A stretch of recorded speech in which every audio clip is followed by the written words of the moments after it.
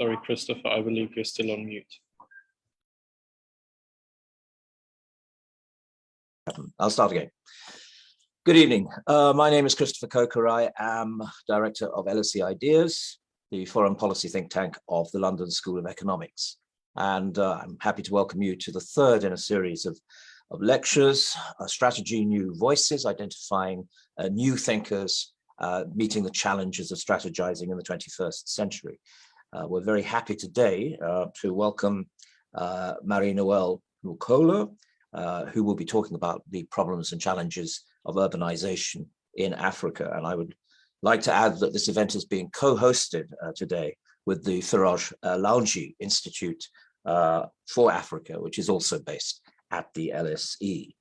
Marie-Noelle has been working with the Brenthurst Foundation in South Africa on a project called The Future of African Cities. She joined the foundation in 2019. She's had extensive field work, undertaken extensive field work in many African countries such as Kenya and Zambia, Ghana, and Nigeria. And I'm glad to say she's also an alumna of the London School of Economics. She will be speaking for about 40 minutes or so. And then, as is our standard format, I will be asking questions following up some of the points that she made for about 15 minutes afterwards. And then I will open it up to Q&A. So as soon as you have questions that come into your mind, please send them to us, and I will try to ensure that as many of those questions can be dealt with before we finally have to end. We will have a podcast of this event, and the hashtag is LSE New Voices. So, Marie-Noelle, please over to you. We look forward to what you have to say.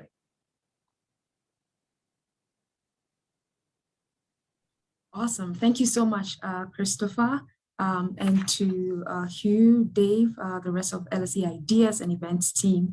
Thank you so much for honoring me with this invitation as part of the LSE New Voices lecture series. It's really an honor to be here. And to the Firoz Lalji Institute, thank you for co-supporting this as well. You were a core feature of my time at the LSE through the Program for African Leadership. So it's nice to continue that relationship even in this regard. So I'm just going to get started by sharing my slides just now. Okay.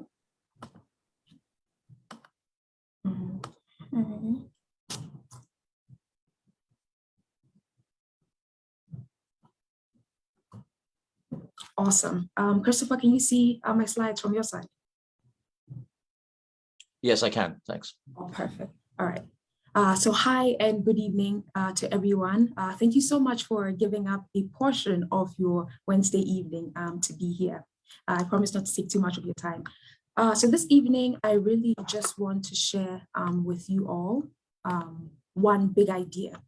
And this idea is that to create and manage thriving cities, right, you need more than just the hard physical infrastructure. In other words, you need the software of politics, of governance, of economic growth and security to complement the hardware that is, transportation, housing, electricity, waste management. And so in the next few slides, I will share very briefly research on how some African cities are tackling urbanization and what the learnings from them offer how we think about how we do strategy in our cities and even our countries at large. So building on the foundation's work with governments at the national, subnational, and local level, and based on the recognition that cities are vital to economic growth and a better quality of life for people, the Brenthurst Foundation in 2015 launched the Future of African Cities Research and Media Project. The aim of this project was twofold. The first was to identify the policy options and the path forward for the demographic spike that Africa will experience over the next generation, especially in its cities. And so over 3 years, the foundation conducted in-depth research with over 500 qualitative interviews and polling data for 2,500 respondents. And although we drew from experiences of those of cities in places like Asia and Latin America, this research focused primarily on 6 African countries. We chose the rapidly growing Lagos in Nigeria. We chose Hargeisa, the capital of pastoral Somaliland.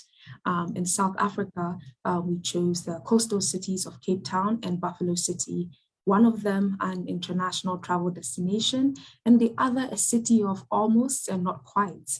And in Morocco, we chose the sort of sister cities of Rabat and Saleh, whose trajectory has been shaped by a long and prickly history, if I can call it that. And then finally, we chose Mombasa, which is sort of Kenya's key trading port and a gateway to the East African community. Now, one may ask why these cities. There was a deliberate choice to look beyond Africa's largest or even fastest growing cities to some of those that may not necessarily make the list of top 10, but still whose trajectories would help to map the breadth of urban development across the continent. Now, although, investigating like very different cities in very different regions really, and with remarkably different lessons, they all had a lot in common. And some of the things they had in common was, dealing with rapid urbanization, dealing with high cost of living, dealing with public transportation challenges, dealing with housing challenges, as well as investment challenges. And so this is sort of what we based our work on.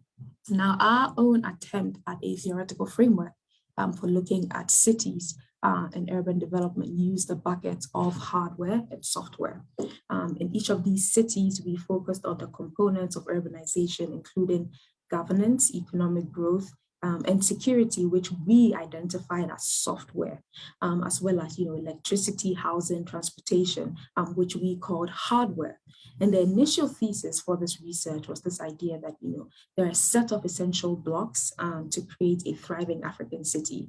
And the end results of the research, right, would show which of those blocks to prioritize in order to translate the sites of despair of many African urban milieux into poles of prosperity, and in as short a time as possible, considering sort of the demographic change that we are basically looking at. The findings, however, were a little different and for a good reason. So, well, as it turns out, success is not preordained, not in any of these cities, not in anywhere really. And in perhaps classic, LSE International Development Department fashion, it depends. And in this case, it really does. From the research, 4 main sort of factors stand out as being of primary importance as we looked at all of these cities. The first and the most essential perhaps is that politics and governance have to be aligned and right. And getting the politics right means creating an environment that is supportive of citizens and investors alike, right? One that gains their trust and instills confidence that, progress against the challenges that they are facing can and is being made.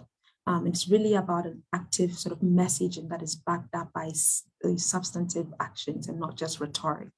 The second point really is that creating an enabling environment for growth is essential, right? Africa has a large young population who, properly enabled and supported, have the potential to drive significant change. Much also needs to be done to ensure that the environments that are created, right, can be sustained as well as sort of lead to multiply effects in directions that are beneficial to these cities, no matter sort of what dimension we're working at. And even in the context of creating an enabling environment, security is also of critical importance for a city to develop and thrive, because in a climate of violence and insecurity, whether that's real or perceived, it's hard to make a case for investment, domestic or foreign. And insecurity also has negative impacts on the quality of life for inhabitants, among other things. The third point is that improvements to the planning and delivery of infrastructure and services is necessary, right? It's essential to have a realistic, clear, long-term view of how the city needs to develop, and then to put in place the regulations to support the delivery of plans, not just to have a plan that we're looking at that we're expecting to work sort of today or tomorrow, but don't actually sort of narrow down into what that actually looks like. What does that mean for what this city is meant to look like in the next X amount of years?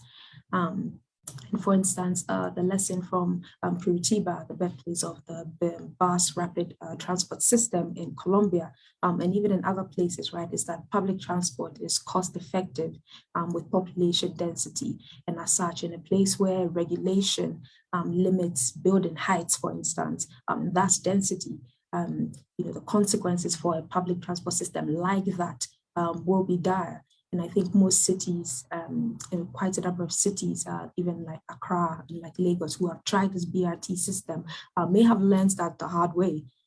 So most cities, as well, it turns out, right, they possess plans of varying detail and ambition, but they usually lack sort of the matching regulations and the funding and the institutional resources to make delivery possible. And the last point, that sort of last thread that emerged from the research of these cities is that, the role of tech and the smart use of data cannot be understated. Being able to harness new technology and innovation offers the prospect of some developmental shortcuts, including, for instance, smoother and faster delivery of services. And even as we think about homegrown approaches to the challenges that we face in cities, right, we will need to rely on accurate data for planning and troubleshooting. In most cities in which a lot of this work for the project was done, the lack of accurate data for city planning was a significant issue. And it's not that it didn't exist, because we are quite convinced that a lot of the useful data did exist or could be acquired relatively easily. It's just that the systems for capturing them in the way that is most beneficial didn't exist at that point, or haven't been fully developed, I should say. So briefly, let me share with you a few highlights from some of our case studies from the cities project. So I'm not sure if anybody can identify this even from the first image, but notorious for good and bad reasons is Lagos, Nigeria, one of the continent's rapidly urbanizing cities. Between 1970 and 2019, the population of Lagos increased from 1.4 million to 21 million people. And by 2100, Lagos is predicted to reach about 88 million people, making it the world's largest city. Lagos' rapid growth has placed incredible strain on its already faltering infrastructure, especially in the areas of housing, transportation, and electricity. Below 45% of the population has access to the power grid. And as a result, about 80% of the population rely on diesel generators, 80% of people in Lagos.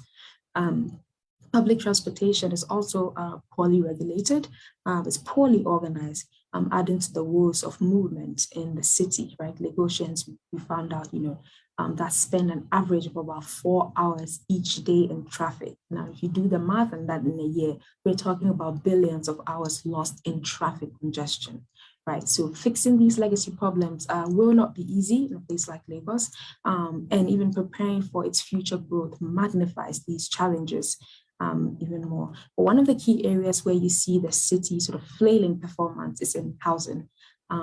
There is a shortage of at least 2 to 5 million housing units, with mortgage rates reaching even as high as 38%, if not more. Nigeria as a whole actually suffers from a massive housing deficit, currently estimated at some 17 million units, but Lagos, the shortfall is between 2 to 5 million. With about 70% of Lagosians living informally without access to basic services. This problem is also compounded by an estimated 3,000 migrants who move into the city each day. Why would they do that? Well, it's the hope of better economic prospects, right? Despite the overcrowded conditions that exist, people would rather take their chances. And the provision of housing in Lagos is dominated by the private sector, with public provision at about 20%. And thus, property prices mirror the city's inequality, ranging from about $4,000 per meter squared on the richer sort of, places called the place called the Eco-Atlantic Estate, to monthly rentals of some $8, so between $4,000 to $8 in an informal settlement. Even the Lagos Housing Ministry has not quite been able to provide a public solution to the housing shortage. Between 1979 and 2017, only an estimated 27,000 housing units were constructed by the ministry. Even then, some of these new government sort of units were priced well out of the average low-income families' reach. In the past, they range from about $3,000 to about $35,000 with a sort of minimum bond repayments of over $140 per month on a 20-year loan. So it appears even that, the state-driven housing solutions crowd out many negotiants. In the absence of sort of housing markets that caters to their needs, most negotiants are left to build housing on their own. For low-income residents, this often means informal and unsafe building practices in areas where secure tenure is unheard of. And for wealthier residents, the self-build model process is more formal and relies on houses being built over years as both finances and permits trickle in whenever they do. The state obviously has acknowledged this problem. However, the current policies do very little to address the backlog as projects often phase out with political leadership. One governor's pet project is sort of not the same for the other. Now, the problem of suitable housing is one that appears a bit too complex for the government to solve alone. It needs, as a matter of urgency, to develop the means to deal with its current housing backlog, as well as to prepare for future growth. And this will require really the state committing to removing sort of bureaucratic and extortionist hurdles to enable private sector finance and participation, and maybe stop trying to build itself, as well as generally getting out of the way. But in Lagos, one will find that, underlying a lot of the city's problems is a complex and corrosive political economy, which is made up of this cocktail of weak governance and widespread corruption, a time-consuming legal system as well, and anemic economic growth that is sort of highly vulnerable to the vagaries of oil prices. And so the narrative across the continent, however, is not one-dimensional. It's not just the same in Lagos as it is in every other city. There are differences that exist. 4 hours flying time to the north of Lagos will drop you in Rabat, the capital of Morocco. At independence in 1956, Morocco's population was 10.5 million. 60 years later, it has more than tripled to 34.8 million. Urbanization has been similarly rapid. At independence, it was about 29% of the population. And now it's close to 60% of the population. With a young and sometimes sort of restive population, Morocco has had to work extremely hard to create the opportunities needed for social stability. And that they did. So when the movie director Ridley Scott was looking for a location for his 2001 Hollywood blockbuster, The Black Hawk Down, which many of you may have seen, it's a story that depicts the 1993 US mission to capture a Somali warlord that disastrously, it went completely wrong. The original site of the event, Mogadishu, was deemed to be far too dangerous. Instead, they shot the film in next best alternative, and that was in Morocco, with Saleh, one of its cities, districts, being transformed into the Somali capital. In the 17th century, Rabat Medina became sort of Mogadishu's famous Bakara market. Today, however, they would have to go somewhere else, and this was not by magic. Right. So the sister cities of Rabat and Saleh had sort of a long history of tensions that were exacerbated by colonial development policies that saw the ascension of Rabat to Morocco's capital and the active neglect of Saleh, long known as the rebel city for its citizens' defiance of external rule. By the late sort of 90s, Saleh on the north side of the Bourguiba River from the capital Rabat was in relative disrepair, and its conditions were more akin to Mogadishu than Rabat, with large slums and high unemployment, poor sanitation and bad water supply, endless. And in only 2 decades, less than a generation, efforts have been made to change the power dynamics and bring the cities closer together through means such as integrated service delivery. So the development of these twin cities has largely been propelled by housing and transport projects that were not without their flaws, but however have enabled greater access to decent amenities and better economic opportunities for low-income residents. And quite importantly, Rabat and Saleh did something that a lot of African countries could learn or haven't learned how to do quite well, and which is to develop a sort of clever concessionary system that integrates the private sector to deliver municipal services such as, refuse collection, water supply, and electricity, amongst others. So looking a little bit at housing as well in Morocco, the development of the sister cities of Rabat and Saleh provides a dynamic case study of what it means to actively tackle the challenges of urbanization and rapid population growth in the 21st century. In the aftermath of 9/11 attacks, Morocco's found itself in a growing sort of domestic Islamist terrorist challenge. In addition to the standard developmental concerns of reducing poverty and inequality, and preventing the spread of terrorism became a key policy issue. The 2003 Casablanca bombings, the deadliest attack in the kingdom's history, followed by the Arab Spring in 2010, really raised insecurity to a level of national imperative. And basically forced the hand of the king to examine its root causes, the results of which highlighted the vulnerabilities of low-income Moroccans living in bidonvilles, those are slums, to radicalism. So these attacks sort of placed human development at the center of Morocco's fight against terrorism and gave rise to wide-reaching policies that made space for many of the country's urban innovations over the last 16, 17 years, including the removal of slums. So Morocco's slum removal initiative, Programme National d'Action pour l'Urban Fabrique, launched in 2001, and the subsequent Villes and Bidonville program, BSB, translated as Cities Without Slums, launched in 2004. And this was combined with an aggressive sort of industrialization and job creation strategy. And these have dramatically changed and still are changing the face of cities like Rabat and Saleh and others across the country.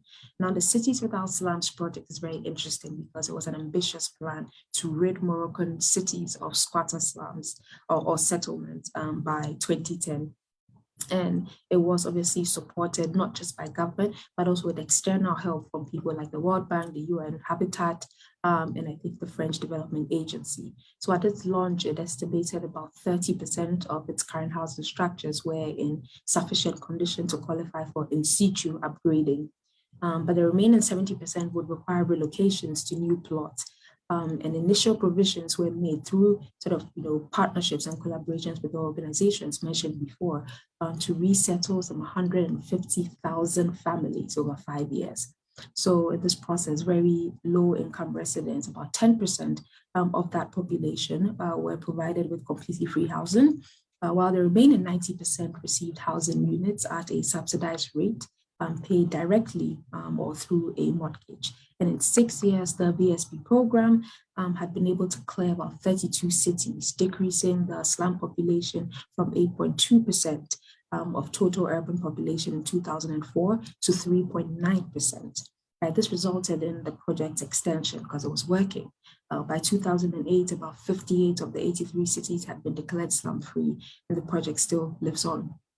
Now, Morocco did something very interesting with this, as previously alluded to, and which is they utilized the power of PPPs, public-private partnerships, to increase the level of housing stock available to low-income residents. And this has been lauded internationally, right, for its ability to deliver decent quality housing to citizens who would otherwise have been excluded. However, the issues around involuntary relocations also point to the dangers of failing to get the social factors and nuances of mass housing rights. And that is also a lesson for other countries dealing with a challenge like this to learn. So today, while Rabat and its sister city of Saleh may just be 4 hours flying time from Lagos, they do feel like a world apart. And Morocco's success so far is a key demonstration of how to get things done when the software of political will, economic growth, leadership, and security complements the hardware issues like housing, as we've just spoken about. Of course, the combination of a monarchy and long-run political horizon has provided the ever-elusive political will in other African countries and cities, and ensuring a tight focus on delivery. And the clout necessary to obtain resources and overcome obstacles. Nevertheless, the feats that they had to deal with was humongous. and their ability to include economic growth and this idea of creating jobs for its population, as well as dealing with a backlog of challenges, was extremely unique and extremely insightful for other African countries. Now, outside of the continent, right, there are many good and bad cases. A city often cited, and for good reason, is Singapore. The pace, if you look at Singapore, the pace and scale of their transition from, urban slum to a global city is unparalleled, despite the common narrative of critics that, sort of this action was down to authoritarianism. The ability to get things done has relied principally on the government's performance record and commitments to popular welfare. Success has also depended to not on a few big or iconic infrastructure projects, as you see in quite a number of African cities and countries, or even the provision of necessary funding, housing and land, even though all these things were necessary aspects, but fundamentally on ensuring a complete cycle of economic growth, of governance, and of job creation within an overarching can-do political framework. So overall, Singapore's continuous transformation and development really speaks to the importance of matching deeds with words and of careful planning. It illustrates the necessity of rooting the actions that governments carry out, whether at the city, regional, or national level, in the population's principal needs. Now, why the conversation, right, around urbanization in African cities? And I think that's an important question to ask today in this presentation. And we know that by 2030, the majority of Africans will live in cities. Already in 2019, about 500 million people lived in African cities. By 2050, however, 1.3 billion people will live in African cities. If anyone knows what the population of, say, Africa, the continental Africa was in 2020, it's that number. So basically, the number of people in African cities by 2050 will be the same as the entire continent's population in 2020. The scale of the challenge is enormous. Lagos, for instance, will be the globe's largest metropolis with a population of about 88 million, followed by Kinshasa and Dar es Salaam, with about 83 million and 73 million thereabouts. And why is that important? Well, cities ought to be places of rapid development and growth because of this agglomeration effect, right? It's much less expensive to build and maintain infrastructure for a dense neighborhood. And when we take into effect that cities are predicted to account for about 80% of global economic growth in the future, a function of efficiencies and economies of scale of people and infrastructure, we need to consider what our cities look like, what role can they play in this growth, in this growth, and how can we ensure that we don't exactly miss out again. And so, how about if we think about African cities, for instance, and how many of our cities have developed organically, with very limited planning and intervention, and thus missing out on many of the associated benefits of agglomeration because the cities aren't designed for scale. And as one consequence, these environments have become inefficient and expensive places to live, also buckling under services and infrastructure backlogs, and have become, frankly speaking, unattractive to investors. It's that necessary that governments find more effective ways of managing the growth of urban populations. And without the right tools and plans, this great swell of people could prove a demographic disaster. And instead of being poles of prosperity, where cities are thriving, populations are thriving, Africa's cities could become sites of despair and characterized by anarchy. However, properly managed, Africa's population increase offers a unique development opportunity. Now, whether or not we become one or the other is dependent on how we choose to tackle our rapid urbanization challenges. But as I mentioned before, success or failure is not preordained. Now, when we look at how sort of cities are governed at the moment, the old way isn't working, right? So this old idea of national government setting the priorities and that filtering down through regional governments and then to local governments, and almost like local governments essentially become like vehicles of delivery of policy rather than active participants in setting what the vision should be. This model, as we've come to see through the research we did in these 6 cities, as well as looking at cities from Singapore through to Chile, is that it's not working anymore, and we need to figure out a new approach to doing things. And this new approach really is not too far-fetched, right? It almost is inverting this around, where local government, when it comes to city planning or managing urbanization and rapid population growth in the cities, is more actively involved in setting what the priorities are, what the priorities should be, and also get to participate in, generating revenue as well as spending revenue, rather than being allocated some arbitrary figure from national government. And as cities who are closer to the people, they are better able to sort of detect the issues and how to handle them. These can funnel through into national sort of policies around cities and how we do development at large. Now, if we go back to the four threads we spoke about earlier, one main thing, sort of stands out, and I hope this has sort of become clearer to you, and it's that, it's not one thing that is required. It's a series of closely knit and interrelated things, and that brings us to the topic of, how we practice, or if you will, how we do strategy in our cities and on the continent at large. And the process of strategizing really entails a plan of actions that are designed to achieve a long-term or overall aim. Now, if we look at, the African track record, it's not necessarily the most encouraging, especially when it comes to strategy, because a lot of the times it seems like we create vision statements that exist on paper and do not go further. Meanwhile, a plan or a strategy, there's a difference between them, of course, but a strategy is about, a series of prioritized actions across, a time frame with the application of resources, people and money. And obviously you need political will and leadership. And what we find, as we've done a lot of research on cities and even across other issues on the continent, is that, what Africa tends to do is we tend to have strategic plans, which are never really adhered to because we don't apply them across time. And we don't apply the right resources to them, and neither do we apply political will to them, usually because these decisions are unpopular. And so the failure is that we tend to favor short-term sort of political maneuvers where decisions are very short-termistic that fail to apply all the necessary aspects to turn our strategic plans into effect, to the detriment of the next generation's problems.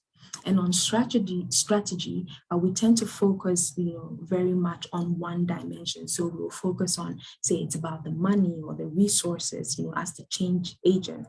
But strategy really is the knitting together of various sectors over the long term, and a prioritized series of plans which make up that long-term strategic focus. And it's also largely about institution building, right? Which is about software, it's about the political will, it's about leadership and the application thereof. It's about sequencing and the prioritization, as well as about resources. And as we think about, development and why sometimes we have difficulties with development, is because sometimes we almost deny what actually is the reality on the ground. And it's the idea that development, it's really not a technical output. Development is a political process fundamentally. And as we think about how strategy can be made and practiced and seeking to meet challenges such as rapid urbanization, it's really about inserting politics into development and development into politics, right? So these are about the kinds of political decisions that we need to take or that need to be put in place. And one of the big challenges that in Africa is that we tend to have an incredibly sort of polarized outlook, where we tend to have this unhinged debate between you on one side or you on the other side. And we then use that as a way to kind of explain in action. And then the end result of that is, societies that live of fear, of hatred, of violence, with highly polarized politics. And I think what successful strategies do, right, is that they're able to draw people politically into the center, and they make that the place to inhabit rather than these sort of polarized and polar opposites where we point fingers and actually end up not doing anything.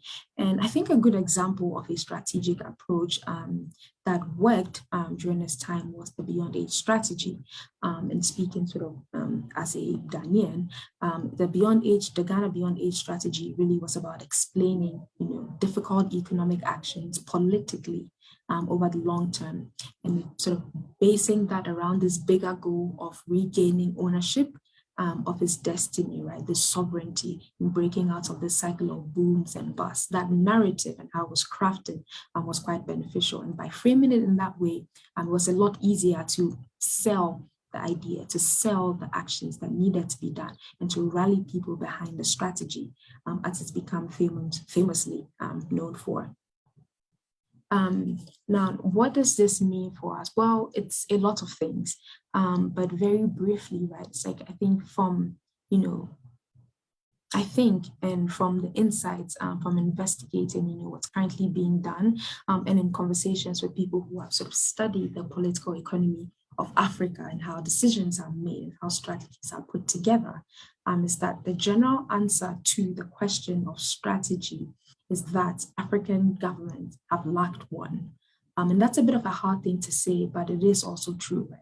We've lacked strategy beyond, obviously, sort of the earlier assertions of political rights through liberation, a time that we have sort of long passed, at least in most places.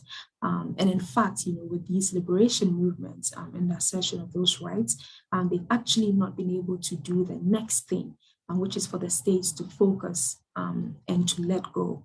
Rather, as they tend to do, they want to do everything, and in the end sort of fail. So it's this idea or analogy of liberating and then predating.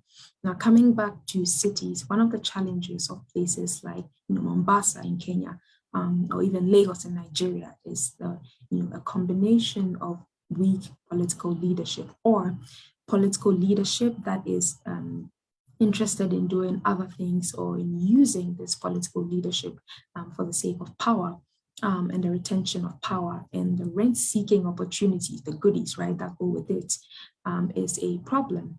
And it's also, we find that a lot of the times our cities set massive agendas for themselves, right? This is not inherently a bad thing, but what tends to happen across the continent is that we get into this continuous, vicious cycle of overambition and under-delivery, and a constant failure to match ambitions with aspirations. So strategy then becomes, a little more than the paper that we write them on, and it becomes, instantly nothing more than vision statements. It's not really a tool of development usage in the way that it ought to be.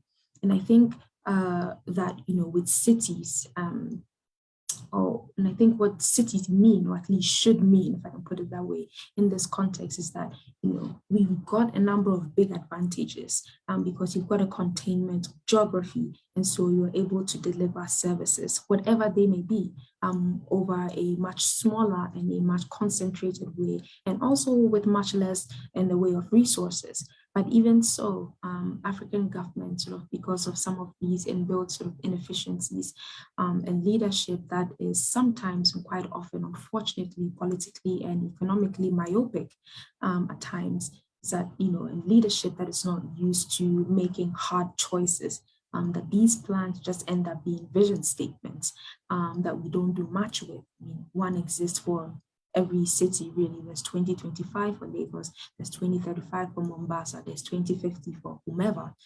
They are not necessarily strategic undertakings. So I do believe that cities, offer very big advantages, but they more often than not, more often than we would desire at least, end up becoming these exhibitions of failure, simply because our governments are unable to match the planning and resources with the realities on the ground, and to actually do the work.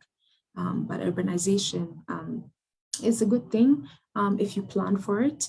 But where, in places where they've gotten ahead of this curve, for instance, is in Morocco with the Rabat Saleh narrative, is one where, they address the backlogs of housing and of transportation, and these legacy challenges, but they also made big forward front end changes to ensure that, the gains that they make could be sustained as well as multiplied in a positive way.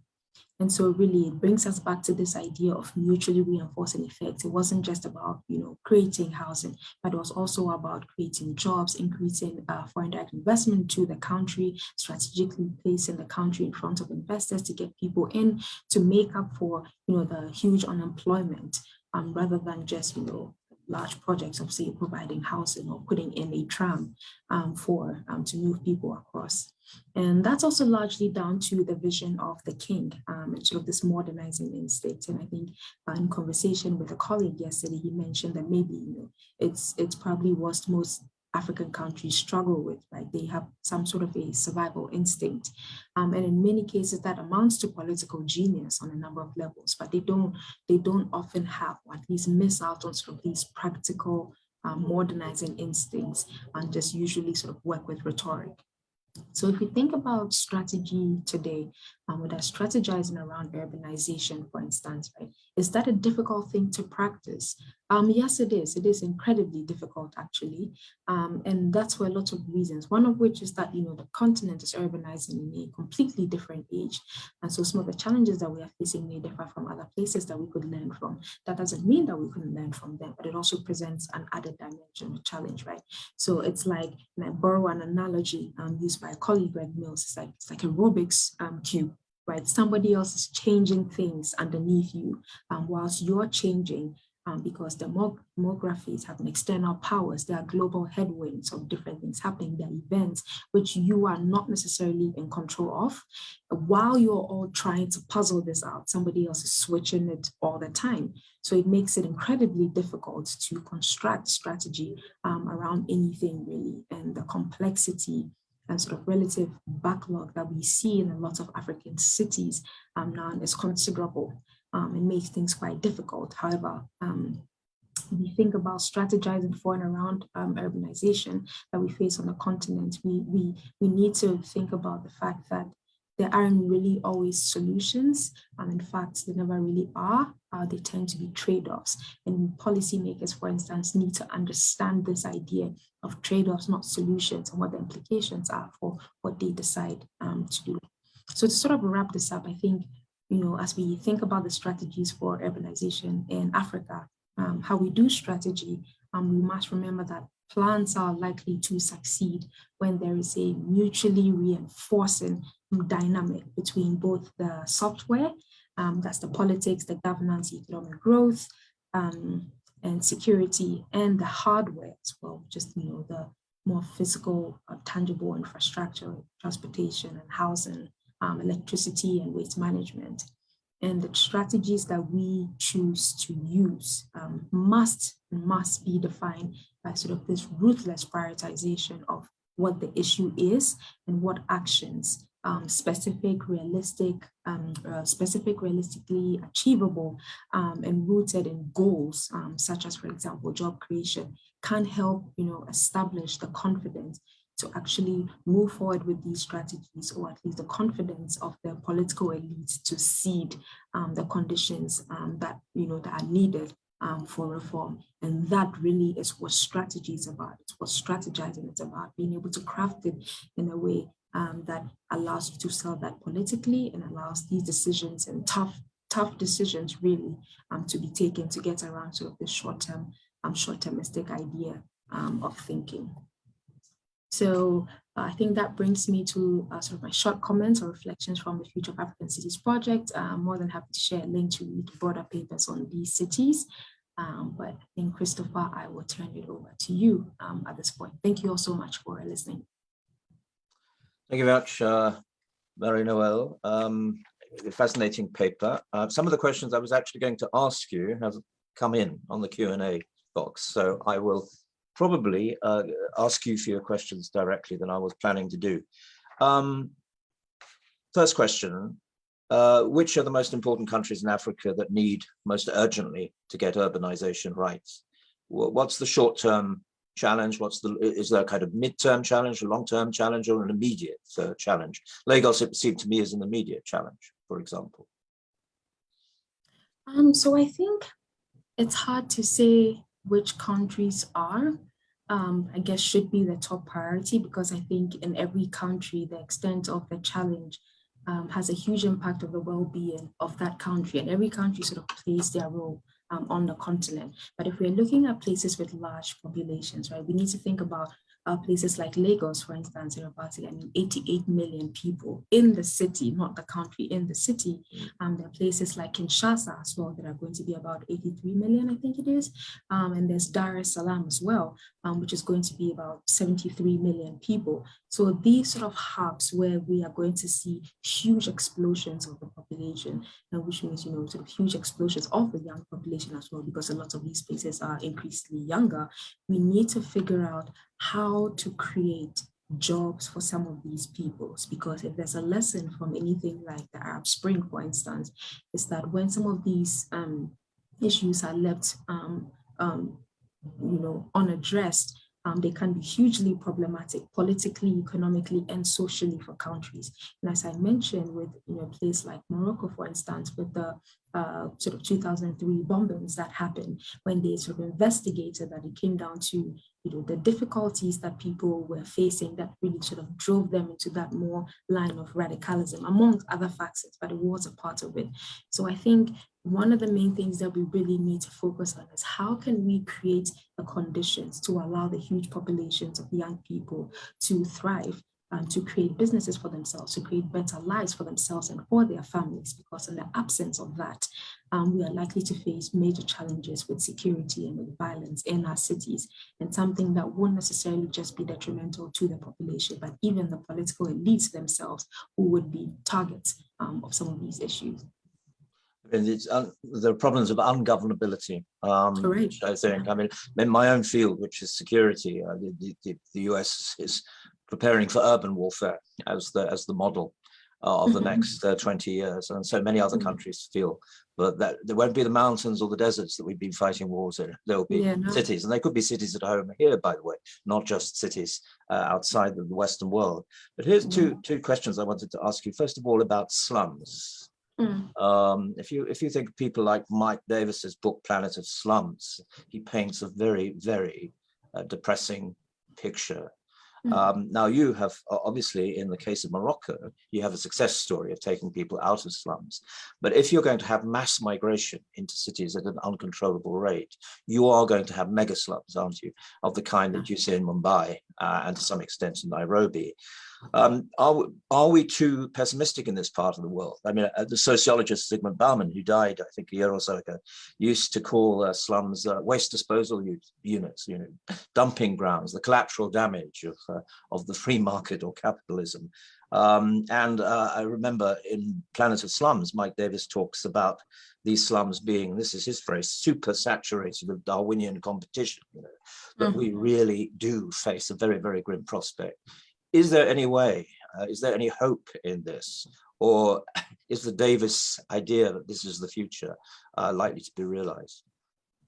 So I think the sort of issue or challenge of slums is an important one that we need to address.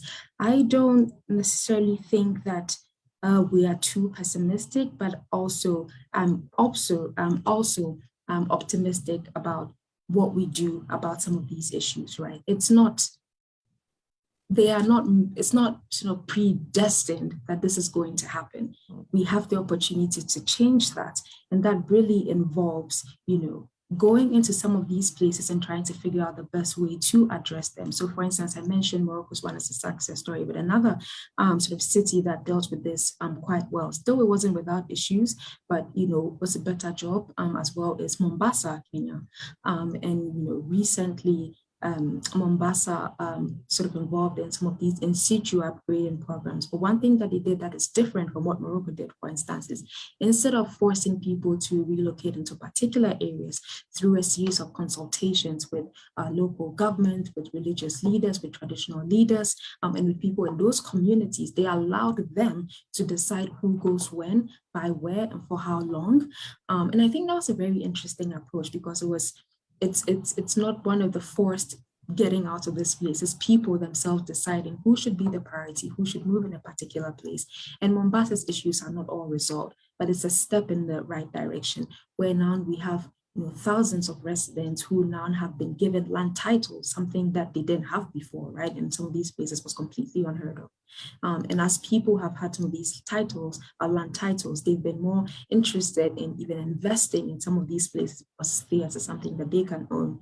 And as we've tried to bring services closer to them, it sort of changed the narrative around them. So I think there's something that can be done. I think there's a lot that needs to be done, but it really does require us, sitting up and shaping up. And as I mentioned, it's not about coming up with this broad plan or strategy that is, 79 pages, but really, what are those actions that we are trying to do? Are they realistic? Are they achievable? Can we find people to partner with? Can people like, in the private sector, for instance, coming to do a much better job than government could do? And I think those are some of the conversations that we need to be having about slums. If we don't do anything, yes, there would be likely as bad as it's being described, but it's not predetermined. We still can change the narrative around slums on the continent. One of the points that you didn't mention is the demographic in all of this. So you have a very young population. In fact, Africa will have the youngest population of the world.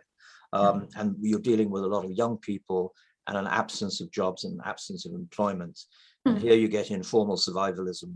Here you get illicit markets, people who will hire you and give you a job, but it's perhaps in the criminal community or whatever. That's another problem, is it not? A very urgent problem to actually create legitimate employment. I mean, David Kilcullen, who's also written a book about this, has argued that, in fact, in some cities, and he's thinking particularly in Somalia, Mogadishu, you can't even talk about licit and illicit any longer. The two have elided. And what's illicit? If that gives you a job, and that is your survival. Yeah, and I mean, I think it's one of the, David Kilcullen is one of my favorite people on the planet, and we had a conversation the last time, and one of the things he mentioned was, for a lot of people who don't have enough to eat for themselves or for their family, is what is telling them to, sacrifice or to stay indoors, for instance, when we're talking about COVID-19, and not go out and do A, B, C, D. It's like, what is the opportunity cost of doing that? It's nothing really beneficial to them, right? And so people are willing to take chances to do increasingly or incredibly daring things. And so I think that, as we really look at, and it's sometimes you wonder if the message is being heard, but I think that's why it ought to be repeated, and I will continue to repeat it, is that a large population of young people has huge potential for the African continent, and in places where they are found. But if this population is not guided, it's not provided with the conditions within which to start jobs, to create jobs, to solve problems, to some of the challenges that we face, if they are excluded from decision making in a lot of these places, the challenge that is coming is one that we probably haven't heard of before. And it's not to predict doom necessarily, because as I've said before, it doesn't have to happen. And we can do different things. We need to do different things. But where we found success to happen is where we've been able to craft the narrative in a way that is, sellable politically. Because once we find it's usually for politicians, a lot of these decisions are short-termistic. We're thinking about the next election. What can I do or show that will make people want to vote for me? But the realities of the people that are sort of being played with are completely different. And they require longer term decisions and getting more resources. And we need to figure out, how do we merge these two states, not even ideals, these two states, right, to get them to make these decisions, to seed for some of these reforms and even subsequent substantive reforms that will come from taking these little actions, but tough decisions that may not be politically, easily digestible to them. Are there any other parts of the world where their experience of urbanization is useful for Africa, or all the problems that you have been talking about Africa unique to the continent? You did mention Latin America at one point. The other question I wanted to ask you is that a lot of people, well, certainly in the West, are now using new technologies for strategizing urban. I mean, it starts, I suppose, with SimCity and gaming 30 years ago, but you've now got virtual reality. You will be able to live in these cities before they actually emerge, and you can perhaps see the problems. And I'm familiar in Santa Fe, they have the institute that has urban, I think it's called quantifiable urbanism. So you're using the mathematics of complexity to work out how a city actually works and functions and what are the key points. And they do this in an enormous detail.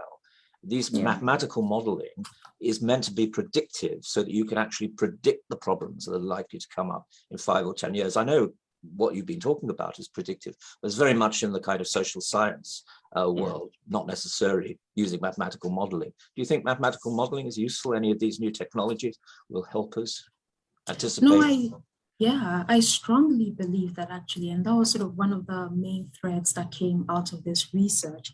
And it's this idea of we need to be able to harness technology and smart use of data and really innovation to be able to solve some of our problems, because we sort of have the advantage for the most part of these technologies that are being developed in Africa, but also in other places that have the potential to help with capturing data, with planning, and to be able to do things. And I think one of the things that would make the greatest difference is being able to capture data, because as I said in the presentation, in a lot of these cities, we struggle to find data, even in city planning offices and such. But it wasn't because the data didn't exist. The data did exist. We just haven't figured out a way to capture them, to find this data, and to be able to use that to inform the decisions that are made. So I think when we think about mathematical modeling and all these innovations that are coming up, those present huge opportunities that we need to leverage and we need to latch onto. That could be hugely beneficial for us, because if we think of something like e-government, for instance, that's an area that could present short-term but also huge gains in being able to expedite revenues and decisions that are made and being able to get things done, rather than having masses of people queuing in halls to be able to do things. With e-governance platforms, there's so much more that could be done, but those conversations aren't always being had. And when they are being had, we aren't exactly being creative about how to make them happen for ourselves. There's usually, we don't have enough money to do some of these things, but we know that when some of these issues are deemed as priorities, we make them happen, we find them. And also there are so many organizations available that are willing to partner on some of these, initiatives. And we need to be able to leverage those through, conversations with people in diaspora, through conversation with organizations like the World Bank, the UN and such, who can help to supplement some of these things and allow us to be able to harness the benefits of these technologies and these advances in thinking and ways of doing things. And my other question about the relevance of other continents. Is Latin America still a useful model? I think they do. I think they all offer lessons for us. And I think the idea of best practice sometimes frightens people. But I think it doesn't have to, because when we say, using the best practice from other places, it's not necessarily carrying the exact thing and replicating it here, right? It's understanding the context within which it worked. And I think think about the bus rapid transport system in places like Colombia, for instance, and elsewhere where it worked on that side of the world. We had places like Lagos try to do that. We've had places like Accra try to do that. But I think one of the things that we fail to understand is that if we don't have those huge sort of densities, or if we have sort of sprawling cities where people live apart, if you think of places like Cape Town, where the effects of apartheid had on like housing, for instance, if you bring a system like that, it's not going to work as well. Because the conditions within which a system like that would function to the best of its ability doesn't exist. And so I think that, places like, Singapore, for instance, there's a lot to be learned like that. And we saw Kenya learn with this, giving people land titles and helping with the sort of upgrading of slums and with this BRT system. So they all offer lessons that we can learn for different things. And I think that's one of the things that we need to do more of, to investigate who has done what, when did they do it, and why did it work, and try to figure out what does it look like bringing this into our context. What would we need to have, or what do we need to do to be able to make something similar to be able to work for our population. So I don't necessarily, while the sort of environment within which we are at the moment, right, the different stage that we are in the world makes our challenges maybe slightly different. I don't think that, the challenges that we face are inherently so unique. There's nothing really extraordinary. We somewhat can be said to be late to the game, because rapid urbanization did happen in a lot of places. We can think of, London, Liverpool, Paris, and all those other places. But we are sort of delayed for many reasons, including, like things like colonial development and how long it took us to be able to, burst, I guess, at the seams of cities and places where the administrative capitals existed. So I think there are lessons to be learned from a lot of these places, and we do need to consider them in the quest to create solutions for our cities. Okay, well, I think so many questions are coming in. I'm going to turn it over now to the audience. So could you take 2 questions at a time? I'll group them. First question is, what is the benefit of urbanization? Which is related to another question. Why not focus more on rural development? And don't people have happier lives in villages and small towns than a large number do in cities? Awesome. So I think those are incredibly helpful questions in this conversation. And the first of, the benefit of urbanization, I think it's this idea that we've spoken about, even with, population density and what that means for being able to provide services and infrastructure to people when they are grouped together, less expensive, relatively easier than when they are spread about. And we think about, places, for instance, where you're struggling with resources, that gives you an opportunity to do more than you would be able to do. And so there are opportunities that exist, including, the economies of scale of having large populations of workers in a particular area and being able to access them. That has huge, benefits for businesses, for instance, and their ability to thrive. And I think there's many more that could be thought about, but I remember urbanization is inherently not a bad thing. And I think that sort of, as you mentioned, links to the second question of why not focus on rural development. I don't think that is one or the other. It's never really one or the other. We can't do both.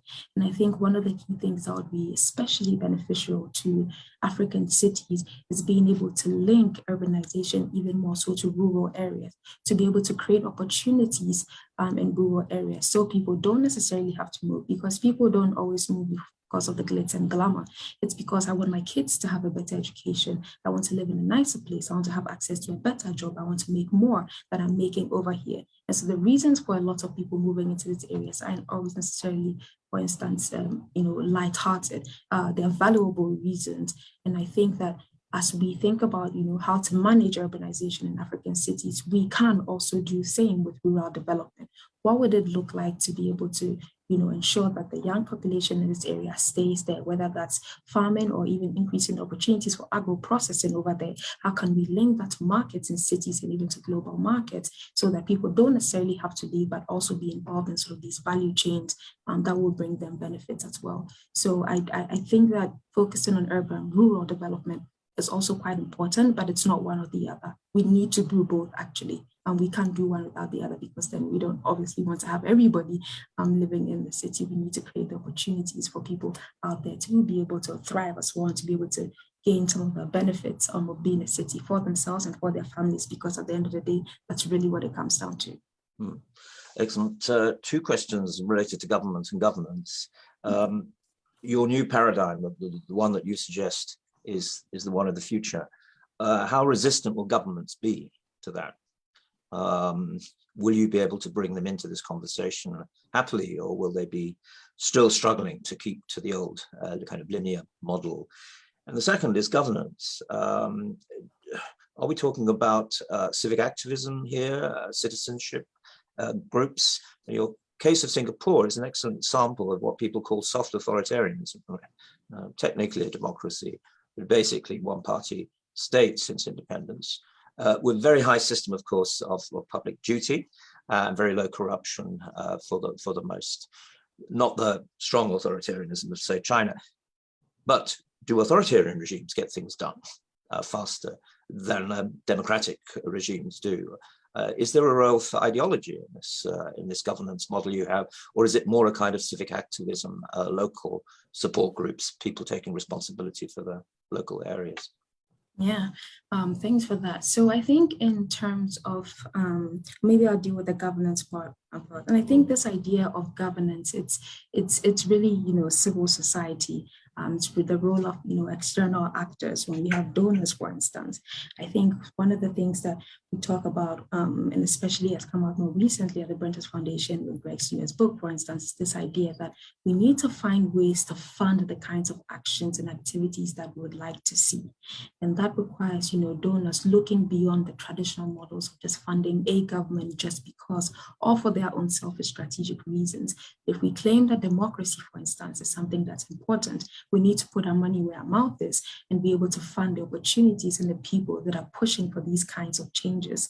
And so whether that be in an instance like this, right, supporting civil society organizations, giving them the coverage, giving them the resources, people, the advice that is needed to be able to push for some of these changes to happen. Those are the kinds of things that we are talking about. It's the role of donors, for instance, in countries and in supporting different initiatives. Like, what types of things do you want to be supporting as a donor? Or do we want to be focusing plans that are just put on paper, or plans that are sort of rooted in the realities of what's actually happening on the ground? And it's this idea of, choosing a type of governance, creating a type of governance that actually gets things done, as opposed to not doing so. And I think this, Singapore's model is one that we can't just put to, playing the authoritarianism, because a lot of the things that we learn from Singapore and also from a lot of other Asian countries, including the Tigers and others, is this idea that a lot of the time their success was based on their ability to deliver, right? And this idea of a popular welfare for their people, right? Concern and well-being, for providing for their people. They were able to get things done. And based on this, sometimes they were kept in power longer. And so it's not always the easiest conversation to happen, but I think it's more nuanced than putting it to one thing, because as you read more about it and as you learn more about how things were done, for instance, in Singapore, advice was sought from people, decisions were made, and people that did things that they were supposed to do continued to do them. The people that did not deliver were no longer there. It's this idea of delivery and following through on delivery. And I think we have to do that. It doesn't have to be in an authoritarian context. It can be, and very much so will thrive in a democratic context as well. Now to your first question about how resistant governments would be in sort of upsetting this model. It probably would be surprising if there isn't resistance, but I think the key to that really is in crafting that narrative, is how we shape and have these conversations. And even, for us as populations, how we make demands of these political leaders and elites when they come to us at the time that they need us. And I think that even though in some countries, or in a lot of countries, maybe there might be some resistance, it's still a cause worth pursuing, because it makes the most sense. If you look at places where they've managed urbanization better, it's because the local government had more power to be able to do things. They had an ability to generate revenue and the ability to spend that revenue as well. And I think that these are conversations that we need to have, and we need to think about what does that look like. We look at the example of Kenya and how devolution basically changed, things. In the case of Mombasa, after devolution of there, they were able to sort of take a better hold of a lot of these issues when it was countering, extreme violence and extremism, dealing with housing, for instance. It's that when we are able to sort of cede power to the people closest to where the solutions, the issues are, we are likely to be able to do more. And so whether or not there is resistance is something that ought to be done, quite frankly.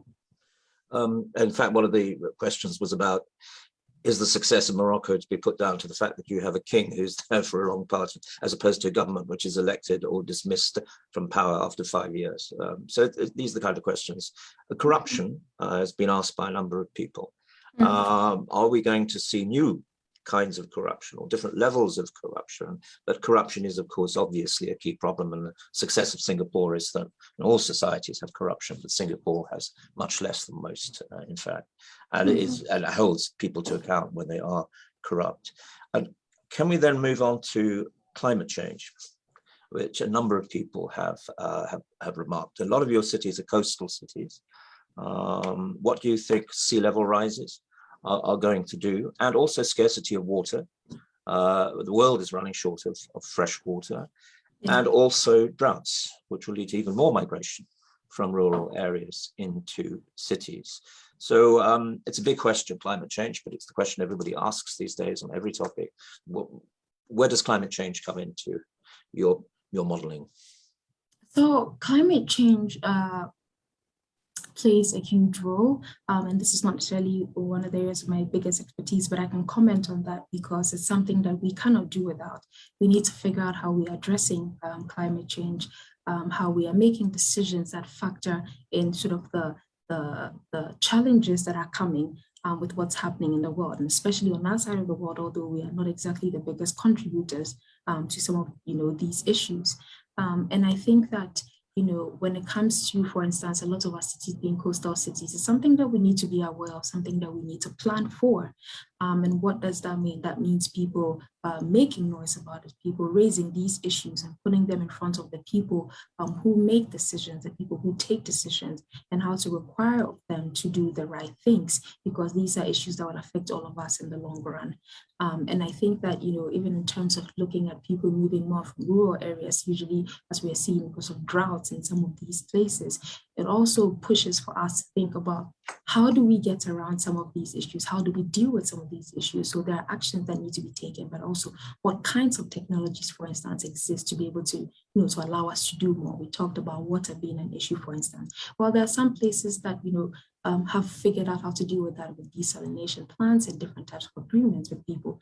How do we leverage existing technologies or even new technologies that are yet to come to be able to address some of these issues? And I think that we sort of find ourselves in an issue where it's like, well, it's happening and it's going to happen. It's not like some of the issues where it's like, well, it doesn't necessarily have to happen. We already see the effects of that with, adverse weather conditions and such like that.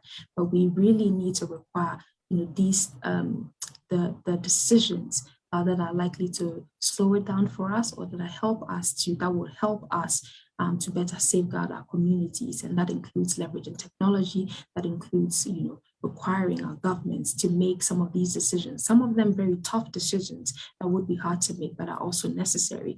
But it's that onus that we have to sort of carry and require of that. And these often come up in conversations, right, that we have, for instance, at Brent's Foundation.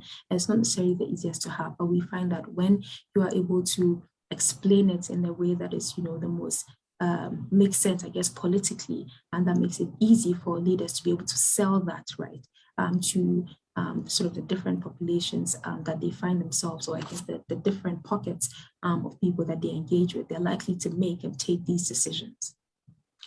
A question about resources. Does Africa have the resources to make urbanization work? And the resources in mind would be a corporate sector that's capable of generating the jobs we've touched upon there, urban-wide governance structures, sufficient central government support, and infrastructure, which you have touched upon a lot. What are the resources needed? Another question is about the middle class in Africa. That urbanization, certainly in the 19th century, early 20th century, is associated a lot with the rise of a very strong middle class.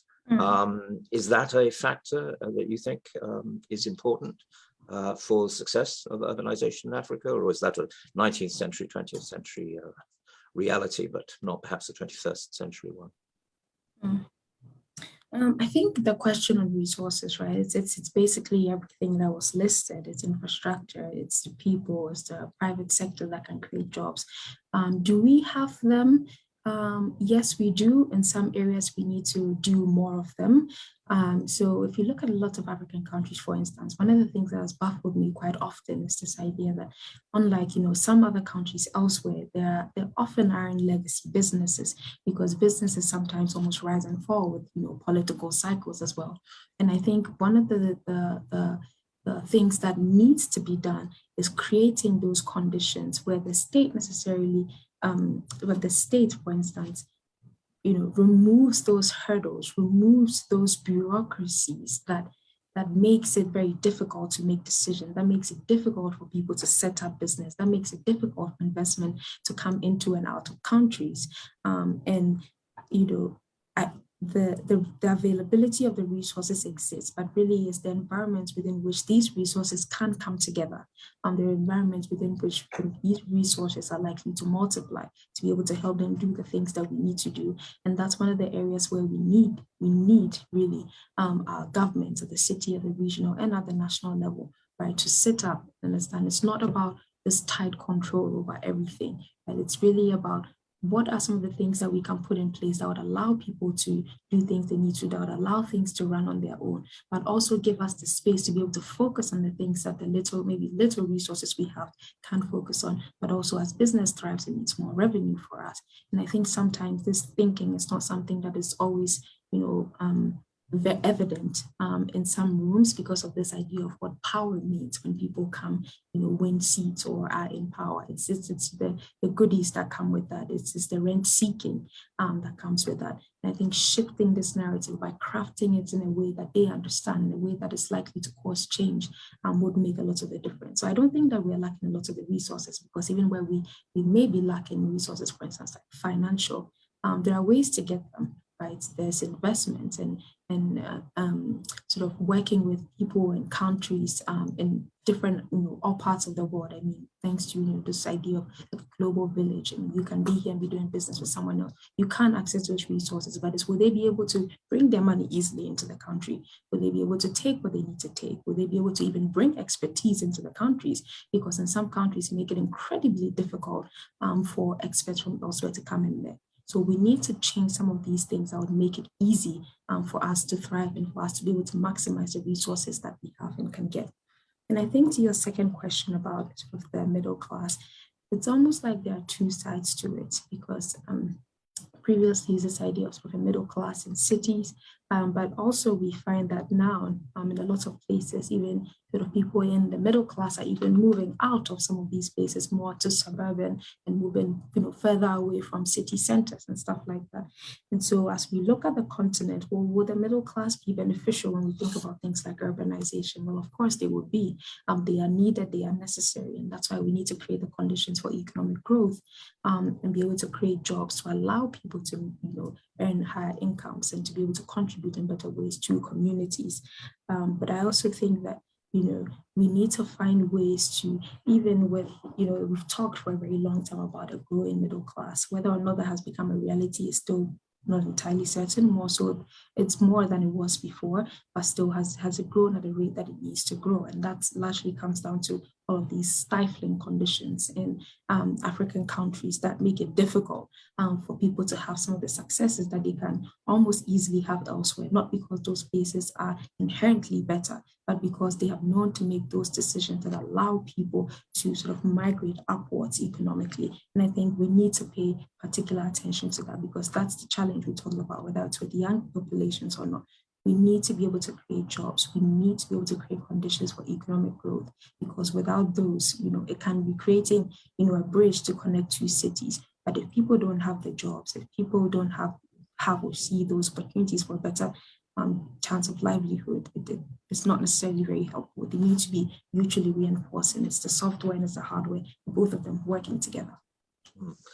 Quite a lot of questions be coming up on corruption. That seems to be very dominant in people's minds. I don't know whether you want to say anything else extra on that. Some questions have actually touched on the questions I asked you. One person says that Davis's narrative, Planet of Slums, is a very unhelpful one, and we need more positive narratives. And I think your whole contribution today is a very positive, perhaps too positive, perhaps a little bit more pessimism, I don't know, is justified or not. But here's I think an important question. A couple of questions that come in. You mentioned technologies, you didn't mention telecoms. You didn't actually say much about what these smart technologies are. So can you give us some examples of that? And I think in terms of civic activism, this is not necessarily a positive development, but Kilcullen says in his book, if you look at cell phone use in Somalia, traditionally at one point a failed state or dysfunctional state, as high as in Ethiopia, which has a strong government, or at least center government. So people do have these technologies to hand, which will enable them to be more active in terms of civil society. It also enables them, of course, to be part of criminal networks and illicit networks, and that's what Kilcullen's talking about.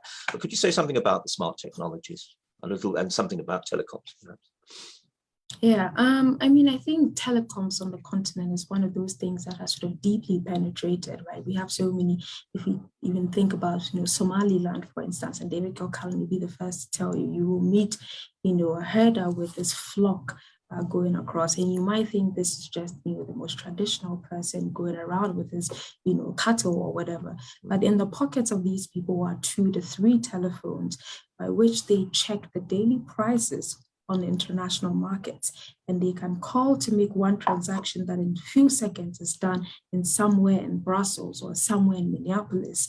And so the advantages of, you know, things like telecom and connectivity have been very helpful, and they have the potential to be more helpful.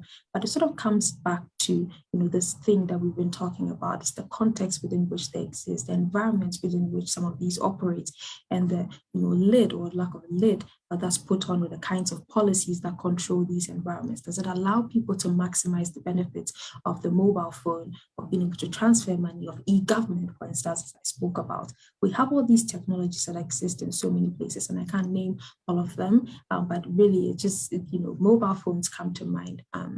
You know, e-government is one of the things I've mentioned already. And even with, you know, desalination, for instance, as I was talking, some of these plants that are able to do things like this. Technology is hugely important and it's hugely beneficial. And we need to figure out a way to make it work for ourselves. It's not just about shutting off and being afraid of the newest technology in town. You know, subtle hint at places like Nigeria, but it's figuring out, what does this mean for us? How can we leverage it? How can we use to allow our populations to pursue lives that are better for themselves, but also even us as governments, for instance, how to improve our governance? How do we leverage a thing like Twitter and to be able to hear people, and how to communicate ideas with people, and to have that sort of engagement, which is key in a healthy democracy. I think the issue of corruption that you mentioned, I mean, it goes without saying, corruption is not necessarily, you know, it's not unique to the continent. It happens in a lot of other places and in so many different ways. And one of the things that are starting to emerge is that corruption almost is like in some places it's almost like the logical thing to do, because the system is so dysfunctional. And that's not to excuse it or to say that it should happen, but it should cause us to sit up and look at, well, why are there opportunities for this to happen? Why are there opportunities for this person to do this? How do we fix that? And I think those are the kinds of conversations that we need to be having. It's not necessarily throwing up answer, you know, in the air about corruption per se. It exists, probably will exist for a while longer and in different forms, and even get more creative. But we need to understand, what are those loopholes that allow things like this to happen, and how do we plug them, or how do we change them so they don't happen as often? Yeah, I mean, because if you were thinking of corruption in going back to the 60s and 70s in Britain, it was mostly in local government. The civil service was not corrupt at that time, or Parliament wasn't thought of anyway to be. So there are all sorts of new opportunities for corruption that haven't been presented before. So another question is Mombasa. You mentioned Mombasa several times. Could you say a little bit more about the successes in Mombasa? And a number of people have written in to say that, you know, Lagos is an unfixable problem. And what would you do if you were the government of Nigeria? Well, that's an incredibly tough decision, and I don't envy anybody in any of those positions. But I think that, you know, the challenge with places like Lagos is that a lot of their issues are deeply connected. And as I mentioned, is this sort of, you know, like corrosive political economy around governance and around the way things are done. But I think, you know, Lagos is not in of itself a basket case, because on paper, in theory, Lagos really is a place that shouldn't work, but it does. And the reason why it does is because of its people. It's because of the energies of its people who are resilient and basically, who, you know, will not give up. There's this saying that, you know, Nigeria know they carry last. This idea that Nigeria will not be last, come what may. And I think that even though we see a lot of challenges coming out of Nigeria, out of places like Lagos, there is a passion, there's an energy of its people that could be harnessed in a way that's beneficial. Now, that obviously requires making the right decisions around who is in power and how we demand accountability of them. Is it a long journey ahead? Certainly. Is it something worth pursuing? Of course. There's no other alternative really, because as we've seen in recent past, things are coming to a head, and with a population, with a place with such a huge population and young population, it certainly doesn't bode well for them if they don't start to fix these issues. And we are starting to see people sit up a bit, and we hope that, you know, as people continue to demand accountability within the country, within the city, and from other places across the world, that things start to change, hopefully a lot faster than they currently are. And you mentioned Mombasa. So one of the sort of success stories, I want to call it, is this idea of dealing with sort of extremism. So we know that Mombasa went through this phase where there was terrorist attacks linked to so many things that happened in places, and that basically shut down tourism. Now, if you know Mombasa, it's one of the most beautiful coastal places that ever, you know, existed really, and that was a huge threat for them. Thankfully, you know, thanks to devolution in 2010, this changed things a little bit because it allowed the government in power at the time to do things differently. So rather than this sort of huge backlash and heavy hand from the national government on people, that started to strain communities, right? There are a lot of Muslim communities that were targeted, and lots of Somalis and things like that were targeted, not exactly for, you know, justifiable reasons in a lot of those instances. And instead of that national approach, which was vindictive and started to rather tear the social fabric of Mombasa, the local government or the county government at the time sort of came up with a different approach, which was a consultative approach with the people. And this involved literally going into communities and having conversations with traditional leaders, with women, especially heads of households as well, to understand what the challenges are, what was driving the youth into some of these things, and how could they start to address them. And that's how Mombasa really started to build back the sort of fabric. And as they started to understand what the issues were, they were able to figure out, well, how do we start to address them? Now, for a lot of people, this isn't exactly the most attractive thing, because consultative approaches do take time, and there's a lot of work, and it's sitting down and having conversations and repeating things that have been said, listening to the grievances of people. But for Mombasa, that was worth it. Now, it doesn't mean that Mombasa doesn't have any more security issues. It does, but it's in a much better place. It certainly is.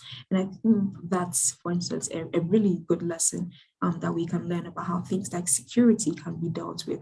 And it's sort of removing the barriers and these sort of hard, heavy hand actions that sometimes could end up driving people into doing worse things than before, and rather taking the human approach, engaging and listening, and not only just listening, but also following up. What are people saying? What are they need? And what do they need?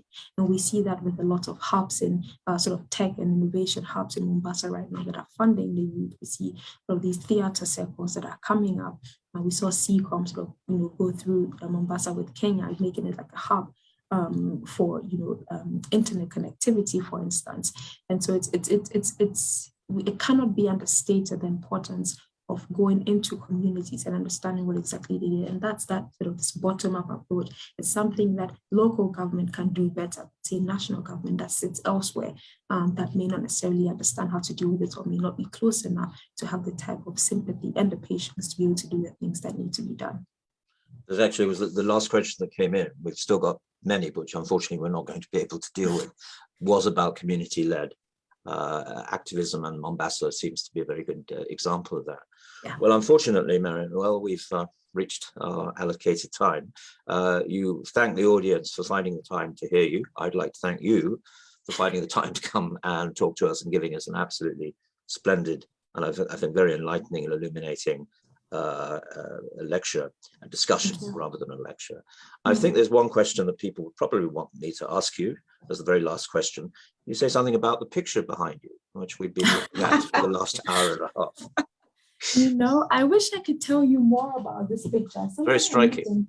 It is very striking. I think that was what I was going for. Having something more striking. So at least you find, even if I wasn't that interesting, there's something more interesting to look at for an hour and a half. But maybe I'll find that story and share with you all later on. Okay. Well, thank you again. Thank you, everybody, for coming along today. We will have another lecture in this series quite soon. So please keep reading the LSE website. Bye. Thank you all.